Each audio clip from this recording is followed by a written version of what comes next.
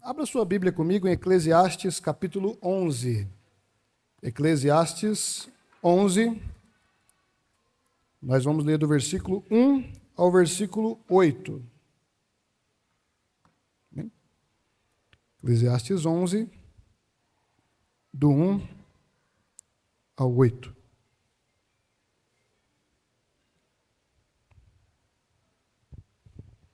Mantenha a sua Bíblia aberta, tá? Hoje eu digo que o pastor prega expositivo, né? Que gosta de ficar relendo o texto. Então, mantenha a sua Bíblia aberta, a gente vai ler e depois a gente vai reler durante a mensagem, tá bom? Eclesiastes 11, a partir do versículo 1, diz assim: lance o seu pão sobre as águas, porque depois de muitos dias você o achará.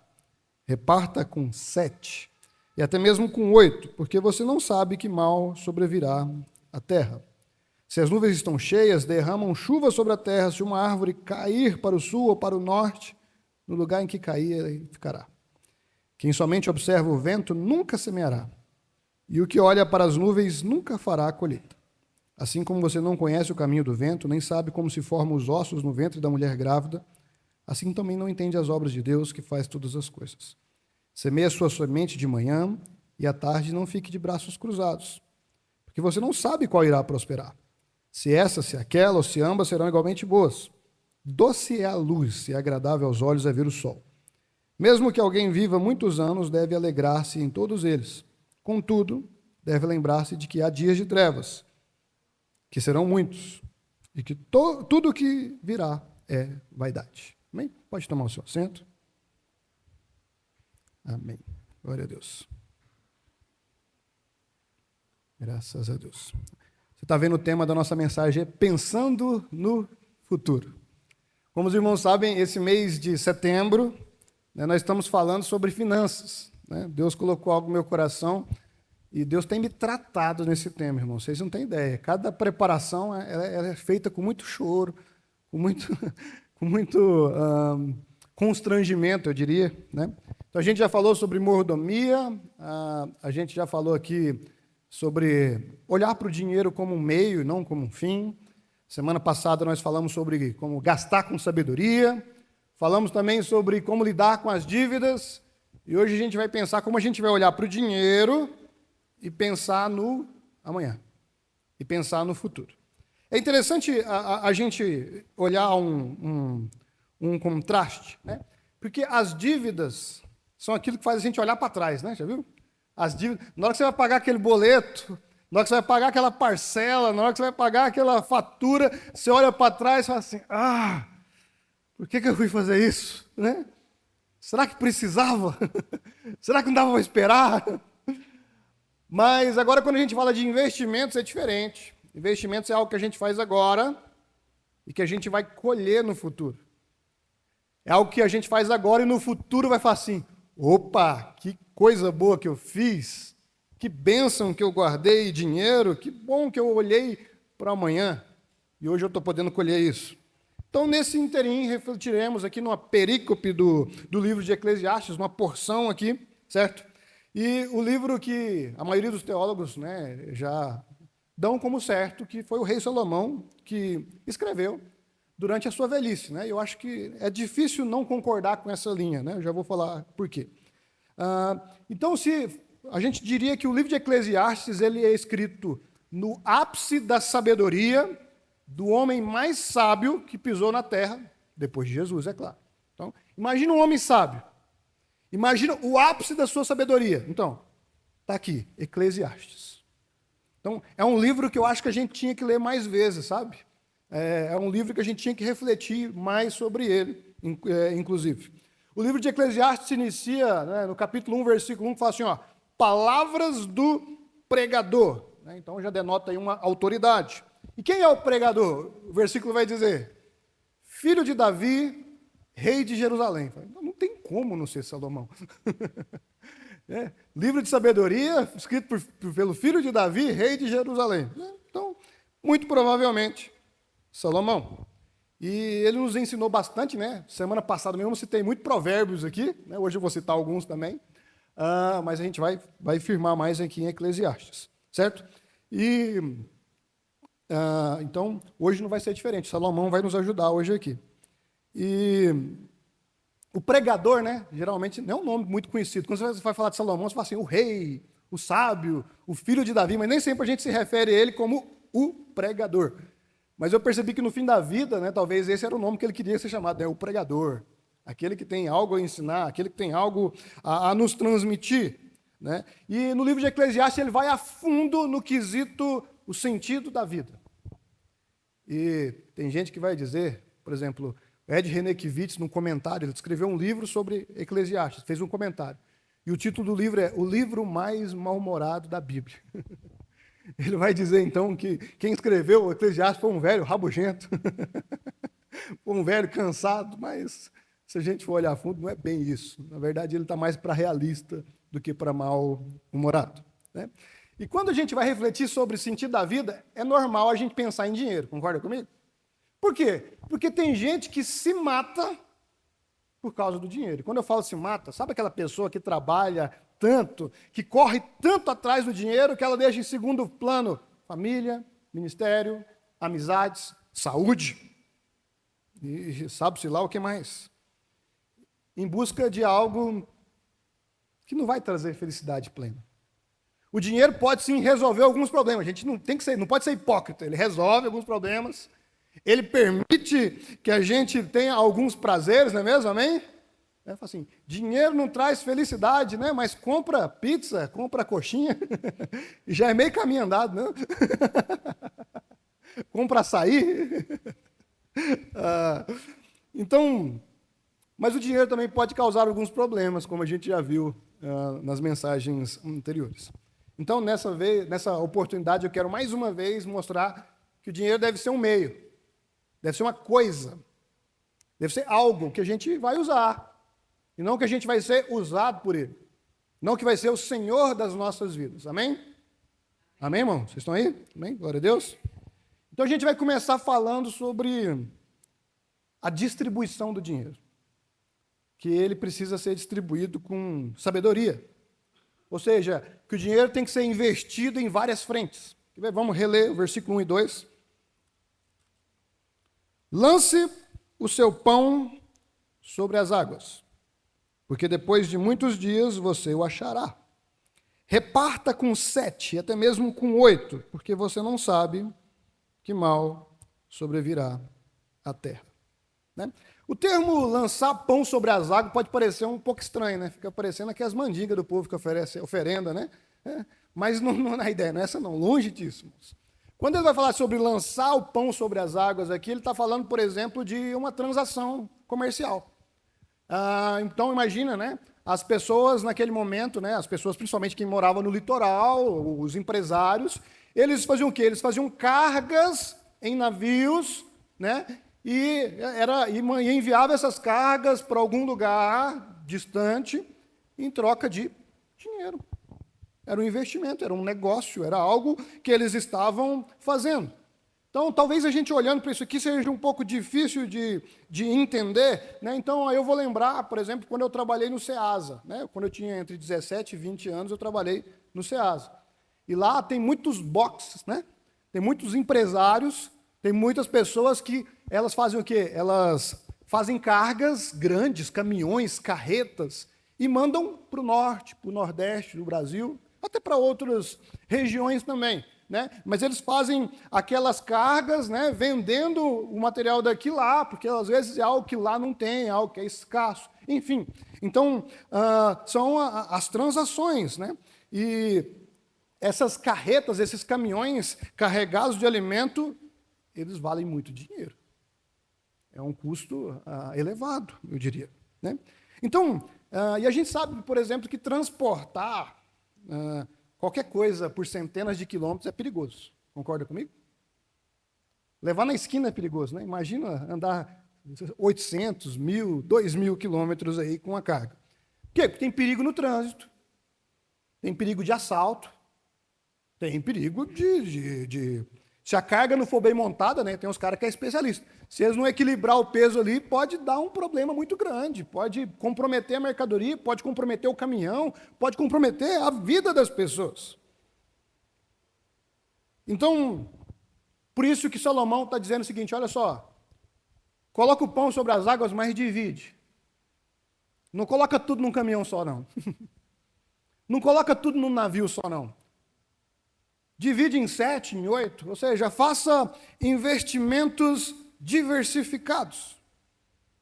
Então, não aposte tudo que você tem num único lugar. Da mesma forma, se você for falar com aqueles especialistas em investimentos, fala assim, ó, você tem um dinheiro para investir? Não investe tudo num lugar só, não. Faça investimentos diversificados. Use o seu dinheiro, né, aplica um pouquinho aqui, outro pouquinho ali, porque se um der errado, o outro te salva. Né? Essa é a ideia. Então, ele vai falar assim, ó, se você é da área de alimentos, compensa também você investir, às vezes, em imóveis, em tecnologia, em serviços, em mercado financeiro. Por quê? Porque a gente não sabe o dia de amanhã. A pandemia mostrou que quem estava mais preparado era aqueles que tinham investimentos diversificados. Você lembra da Avestruz Master? Eita, tem gente quando eu falo chega dói. Ai, Avestruz Master. O que aconteceu com a Avestruz Master? Era uma empresa aqui de Goiás, né? Vou falar para os jovens, que talvez vocês não sabem, né? Uma empresa aqui de Goiás que deu calote de R$1 bilhão nos outros. Foram 50 mil pessoas lesadas.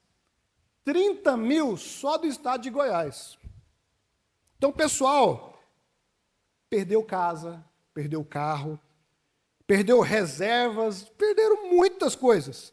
E muitas dessas pessoas vacilaram 2 vezes. Por que eu digo 2 vezes?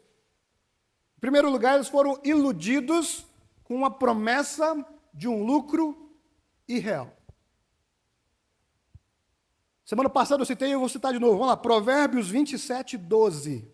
Diz assim, ó, o prudente vê o mal e se esconde, mas os ingênuos seguem em frente e sofrem as consequências. Então, muita gente foi ingênuo. 12% de lucro? Eu vou colocar dinheiro aí mesmo. Irmãos, nem se você emprestar o dinheiro para o seu pai, para sua mãe, é provável que você não tenha 12% de lucro. Talvez você tenha 100%, né? Papai e mamãe é uma benção, né? Mas esse lucro é irreal. Então as pessoas falam assim, eu vou acreditar que agora o prudente olha para isso aí, cilada. Ninguém vai dar isso aí de graça. Isso aí é latada, eu não vou nessa. Então, por muita gente, as pessoas que investiram ali foram minimamente ingênuos. E, em segundo lugar, boa parte desses investidores errou, sabe por quê? Justamente por apostar tudo naquilo ali. Eu sei de um caso de uma pessoa que foi para os Estados Unidos, trabalhou lá um bom tempo, não sei se 5, 10 anos, juntou um dinheiro, chegou aqui no Brasil, o que viu?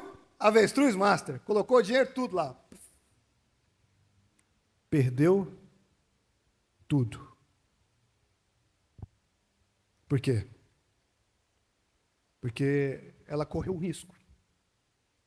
Ela assumiu um duplo risco. Ela foi ingênua e ela postou tudo no mesmo lugar. Então, voltando à nossa reflexão e sendo bem prático, talvez você fale assim, pastor, o que você está falando de investimento, pastor? Eu não tenho R$1 para investir num lugar só, imagina eu ter R$8 para colocar R$1 em cada um. Eu não tenho isso não, pastor, para com isso. O senhor está achando que o senhor está falando para quem?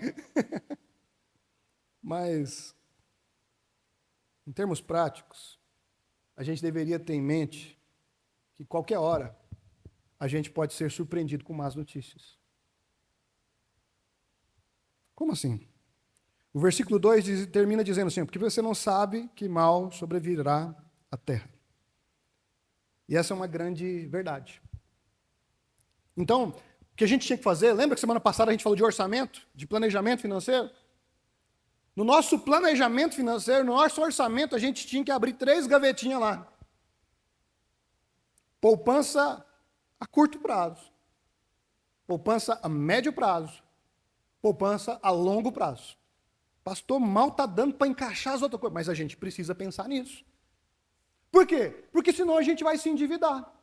Porque senão a gente vai ter problemas maiores. Quer ver? Deixa eu dar um exemplo. A poupança a curto prazo é aquele dinheirinho que você vai gastar para emergência. Sabe por quê? Porque a gente não sabe que horas que alguém vai adoecer em casa.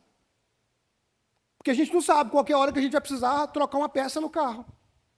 A gente não consegue adivinhar o dia que o eletrodoméstico vai queimar em casa. Então, se a gente estiver preparado para esses problemas menores, a gente não vai gastar no cartão de crédito. A gente não vai fazer dívida. Porque é o seguinte, alguém está doente em casa, você vai deixar de comprar o remédio? Não.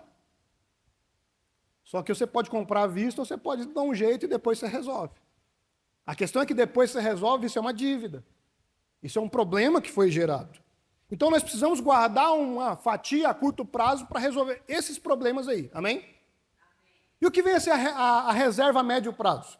A reserva a médio prazo já é um montante um pouquinho maior, que é para socorrer problemas maiores. Como assim?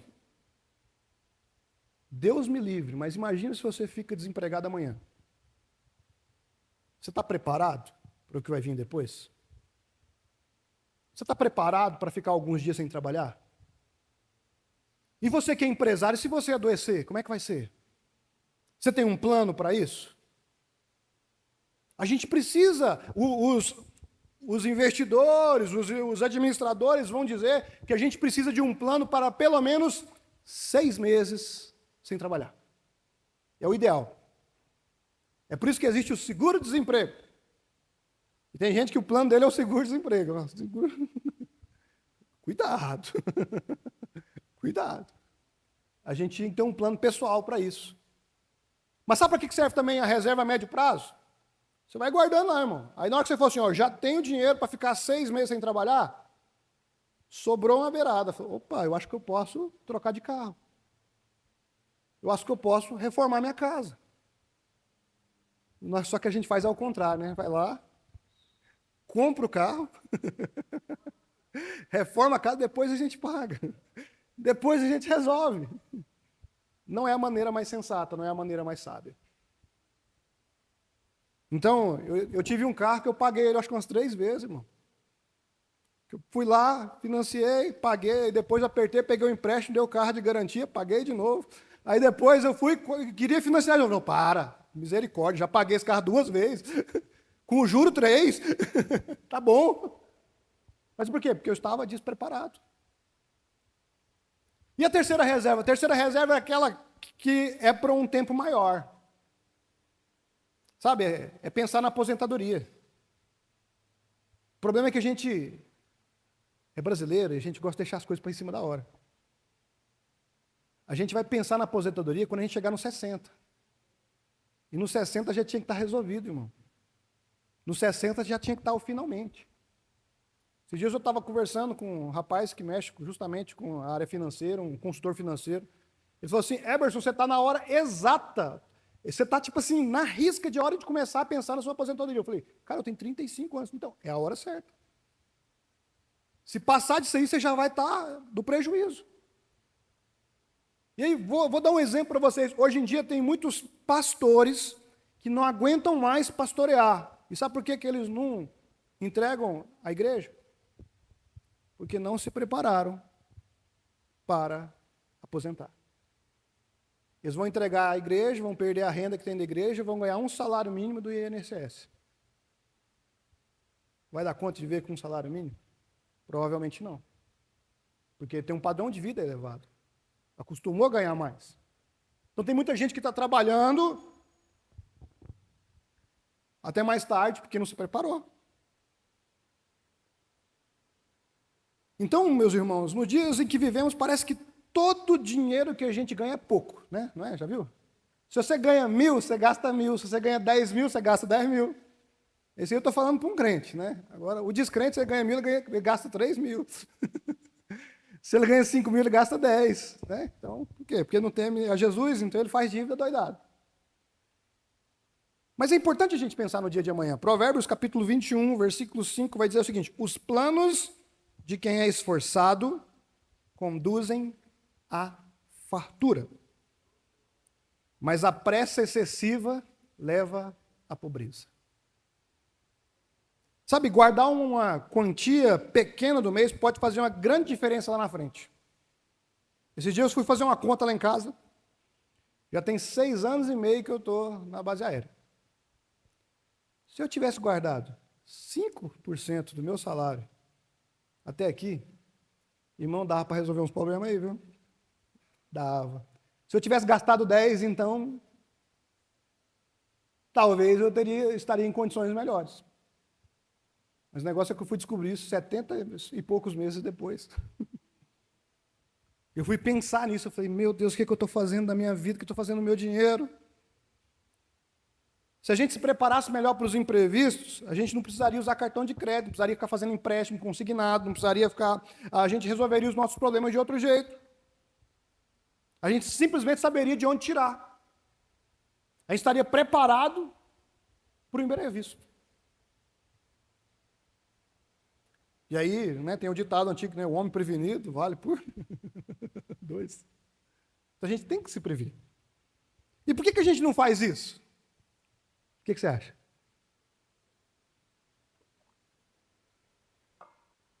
Porque falta atitude. Vamos ler o versículo 3 e 4? Se as nuvens estão cheias, derramam chuva sobre a terra. Se uma árvore cair para o sul, para o norte, no lugar que cair, aí ficará. Quem somente observa o vento nunca semeará, e o que olha para as nuvens nunca fará a colheita. Então, enquanto os versículos 1 e 2 está falando de um comerciante, o versículo 3 e o 4 está falando de um agricultor. E o agricultor precisa ficar olhando o vento, a chuva, a umidade, precisa ficar olhando o clima para ele saber a hora certa do plantio. Certo? Então, por quê? Porque é dali que sai o sustento. É dali que sai o money, cash, a grana. Então a gente também precisa ser criterioso onde é que a gente vai colocar o nosso dinheiro. Por exemplo, nesse tempo de seca, não é o melhor tempo para plantar algumas coisas, quase nada. Então a gente não pode simplesmente ficar olhando por tempo também de braço cruzado.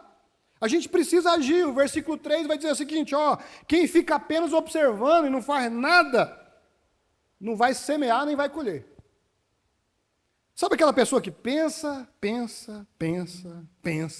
um pouquinho e não age? E não sai do lugar? E não se movimenta? É aquela pessoa que olha no espelho e fala assim, eu preciso tomar providência. Aí ela vai lá, não vai na academia, come um x-tudo, se esbanja de refrigerante. Aí no outro dia ela vai para frente do espelho e fala assim, eu preciso ir. Aí vai lá de novo, come até morrer de novo. No outro dia ela vai lá da frente do espelho, Jesus, eu preciso. Que bom que você sabe que você precisa, irmão. Mas está na hora de tomar atitude. Aí, também sabe, você abre a conta bancária, olha aquele vermelhão lá, e fala assim, meu Deus do céu, eu preciso parar de gastar. E ela tira essa conclusão onde? Na hora que ela está no shopping fazendo um Pix. Aí depois, no outro dia, ela vai olhar e vai falar assim, eu preciso economizar. Precisa, né? Mas se ela não tomar atitude, não vai acontecer nada. É justamente sobre esse tipo de pessoa que Salomão está dizendo aqui. E aqui ele está sendo amoroso. Quer ver? Vamos ver o que ele fala em Provérbios 6, do 6 a 8? A exortação é pior, ele diz o seguinte, vá ter com a formiga, seu preguiçoso. Observe os caminhos dela e seja sábio. Ela não tem chefe, nem oficial, nem comandante, mas no verão prepara a sua comida, e no tempo da colheita ajunta o seu mantimento. Sabe? A pessoa que pensa e não age, ela é preguiçosa. É isso. É isso que está acontecendo. E aí Salomão já está falando assim, vai aprender com a formiga. Que a formiga não tem chefe, não tem comandante, não tem ninguém brigando com ela, mas ela vai lá e sabe o que tem que fazer. E aí eu te pergunto, sabe quando é que a gente vai ter dinheiro guardado? Quando a gente começar a guardar dinheiro. Simples.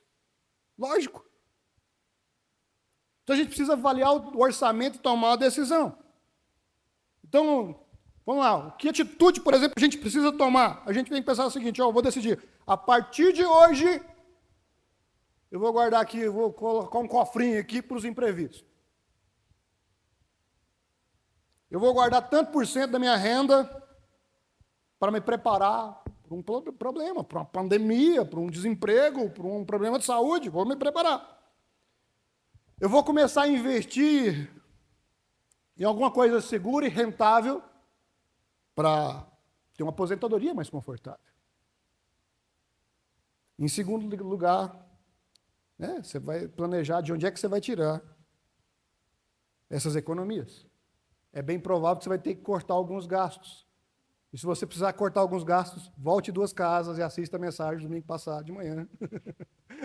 Gastando com sabedoria. Que aí a gente falou um pouquinho não, a gente falou quase 1 hora só sobre isso, tá bom?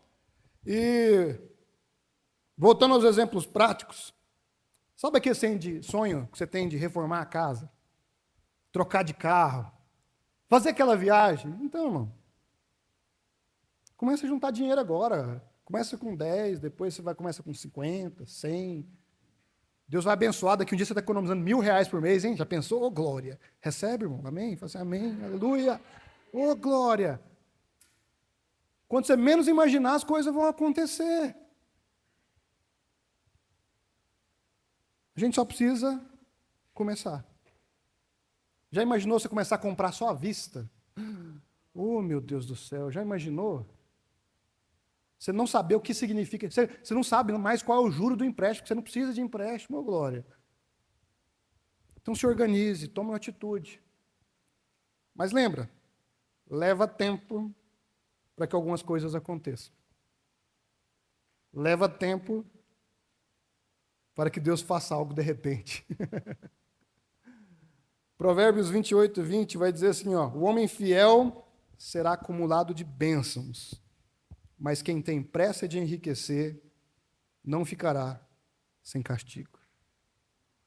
Sabe, esse homem fiel pode ser ilustrado. Sabe aquele que começou a trabalhar cedo? Talvez na adolescência, não sei. Com o tempo ele foi conquistando as coisas, comprou o carrinho, comprou a casinha, talvez abriu seu próprio negócio, devagarzinho ele foi prosperando. Então ele começou às vezes lá de baixo, e hoje ele tem posses. Hoje, talvez, ele já está de idade avançada, mas ele pode desfrutar do suor do seu trabalho. Esse é o homem fiel, é o homem prudente, é o homem que pensa no futuro. Ele não fica esperando o bilhete premiado, sabe? Um dia eu vou achar o bilhete premiado. Um dia eu vou lançar um livro que vai vender milhões. Um dia o mundo vai me enxergar, eu vou virar um influencer de sucesso. Um dia eu vou ganhar na loteria. Um dia eu vou receber uma herança. Não, irmão, para com isso. Mas o homem fiel é aquele que toma uma atitude, não é só um dia, não. Mas que todo dia ele levanta e faz o que tem que fazer, não o que ele quer fazer. Trabalha. Corre atrás. Porque ele sabe que é assim que a gente conquista as coisas. Porque ele sabe que é assim que nós somos recompensados por Deus também. Que é assim que nós vamos chegar no lugar de tranquilidade. Amém, irmãos? Glória a Deus. Acho que todo mundo quer chegar lá, amém? Todo mundo quer ficar tranquilo. Todo mundo quer ter uma vida financeira saudável. Mas eu preciso dizer algo importante. Nem tudo depende da gente. Ô, pastor, agora você jogou um balde de água fria agora, hein? Meu Deus. Vamos ver o versículo 5 e 6? Vamos lá?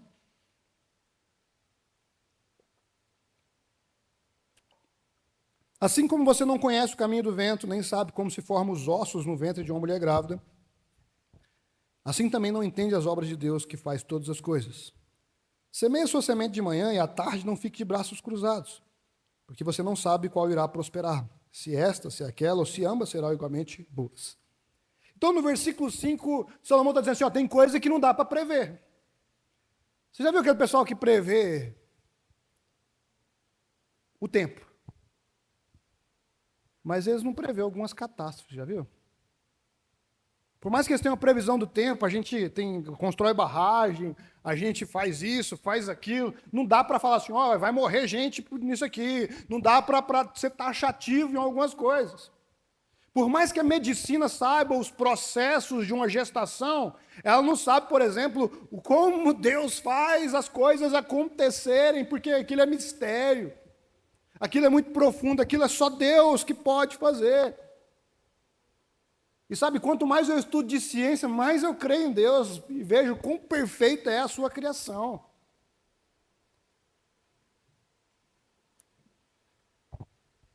Então, no Brasil, por exemplo, a gente assistiu, a gente está vendo o impacto da seca em vários lugares do mundo, e já está vendo, a gente tem previsão do tempo para falar que vai ter seca. Mas a gente não consegue prever todos os impactos. Quando começar a chover, infelizmente, vai ter impactos negativos, e a gente não vai conseguir prever tudo isso de novo. Mas a gente pode fazer a nossa parte. Concorda comigo? Na época da seca, a gente não sai lavando a calçada, a rua, as coisas, gastando, esbanjando água. A gente não sai colocando fogo no quintal. Na época da chuva, a gente não viaja e deixa a janela aberta. A gente faz a nossa parte. Se está, trovões, relâmpagos, a gente não deixa tudo ligado na tomada. A gente vai lá e faz a nossa parte. Agora, como é que a gente aplica isso na área financeira? Pensa o seguinte, se eu estou desempregado, eu preciso fazer a minha parte. O que eu preciso fazer? Procurar emprego. Não dá para ficar igual o seu Madruga em casa, esperando alguém bater na porta e falar assim, quero te contratar. A gente precisa fazer a nossa parte. Se eu quero ser promovido, eu preciso mostrar que eu quero ser promovido. Eu vou dar o meu melhor. Eu não vou ser mais um que faz só o que está previsto, eu vou fazer além. Eu vou dar o meu melhor para quê? Para que o meu patrão me reconheça, para que ele veja que eu sou diferente, queira me promover. Amém, irmãos? Se eu quero ter mais clientes, em primeiro lugar, eu cuido bem dos que eu tenho. Depois eu vou investir em marketing. Depois eu vou atrás daqueles que ainda não são meu cliente. Eu vou fazer a minha parte. Se eu quero aposentar, sei lá, 60, 65, 70, se eu tenho uma meta, eu preciso me planejar. Falo assim, então, se eu quero aposentar com tanto, eu quero ter renda de tanto, quanto por mês? Aí eu vou saber quantos imóveis eu preciso ter de aluguel. Quanto de investimento eu preciso ter? Quanto eu vou precisar de colaborar na previdência privada ou até na previdência pública? Enfim, eu vou me planejar, eu vou fazer a minha parte. Muita gente está frustrado, trabalhando além da conta, tarde da vida, porque não se planejou lá atrás. Infelizmente, irmãos, infelizmente. Infelizmente. Claro que não é o caso de todos, existem as circunstâncias da vida. Mas até esses que sofreram com as circunstâncias da vida, talvez vão olhar para trás e falar assim, olha, se eu tivesse tomado aquela decisão diferente, as coisas seriam diferentes hoje. Então o texto que eu citei na semana passada também, que faz muito sentido, é o Salmo 127, versículos 1 e 2, que diz assim, se o Senhor não edificar a casa, em vão trabalhos que edificam. Se o Senhor não guardar a cidade, em vão vigia a sentinela. Seria inútil levantar de madrugada, dormir tarde, comer o pão que conseguiram com tanto esforço. Aos seus amados ele dá enquanto dorme. Sabe, a gente precisa fazer a nossa parte. E depois? Aí depois confia em Deus. O que acontece é que a gente está confiando em Deus sem fazer a nossa parte. Sabe? A gente não entrega a nossa vida financeira para Deus e quer que Deus resolva os pepinos que aparecem.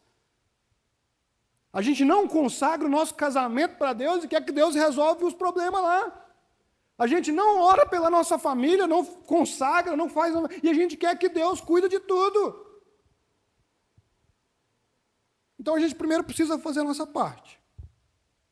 E depois a gente tem que crer que é Deus que faz a semente brotar.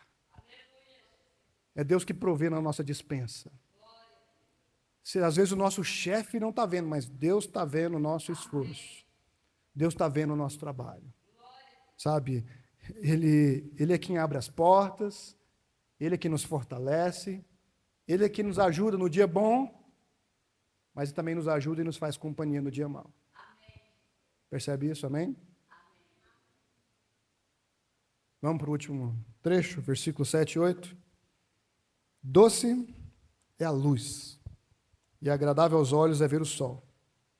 Mesmo que alguém viva muitos anos, deve alegrar-se em todos eles. Contudo, deve se lembrar que há dias de trevas, que terão muitos, e que tudo que virá é vaidade. Pensar no futuro consiste em se preparar para o que vier.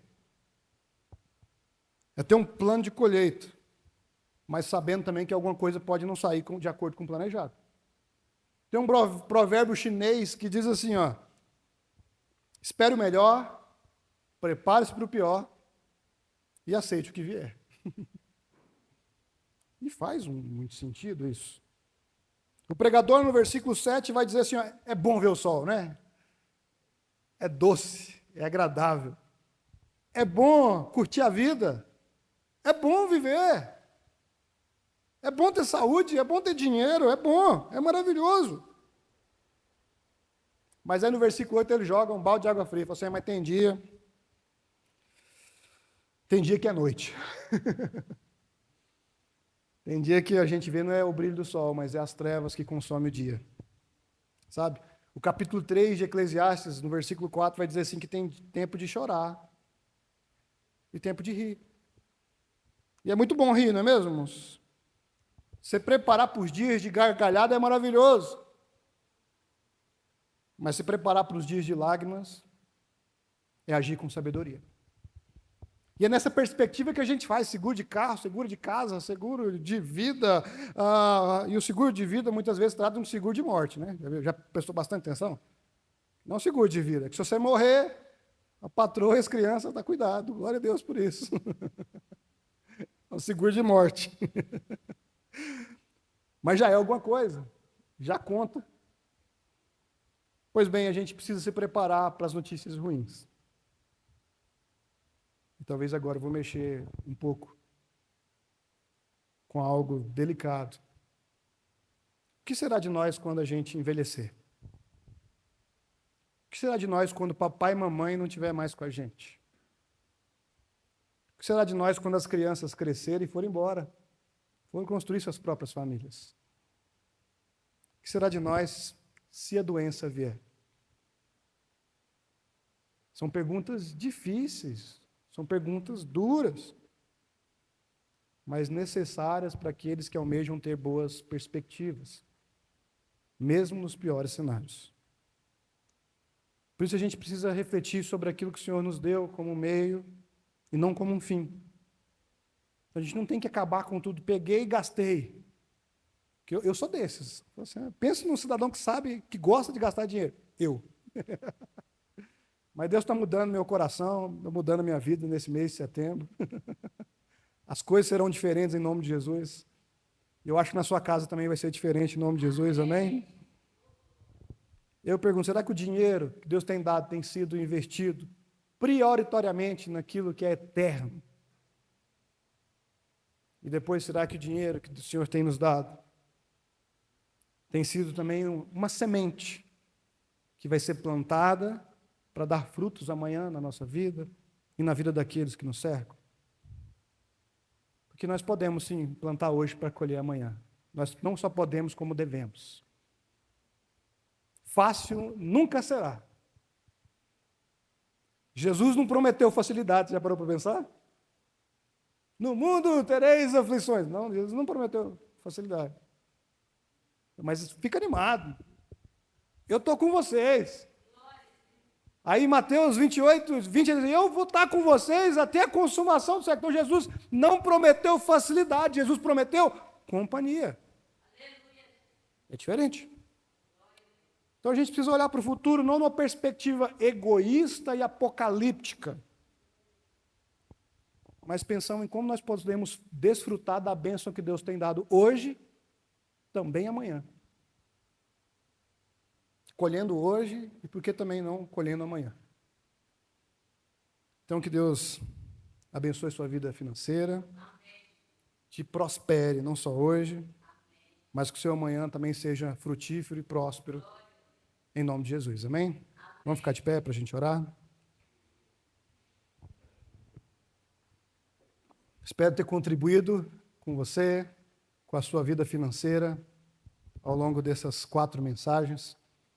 Se porventura você não viu alguma, tá facinho, irmãos. Está lá no aplicativo da igreja, está lá no YouTube também, sabe? Que nós possamos sim glorificar o Senhor também na nossa vida financeira.